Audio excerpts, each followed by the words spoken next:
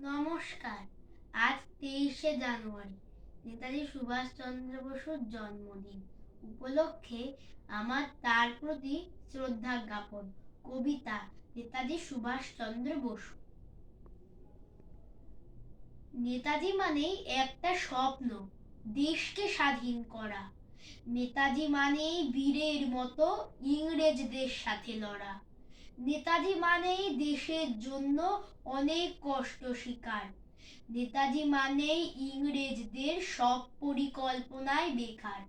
নেতাজি মানেই যেন দেশপ্রেম আর দেশকে ভালোবাসা। নেতাজি মানেই লড়াই করে স্বাধীনতা নিয়ে আসা। নেতাজি মানেই যার মৃত্যু নেই, শুধু জন্মদিনটাই আছে। নেতাজি মানে হৃদয়ে যিনি রয়েছেন আজও বেঁচে। নমস্কার।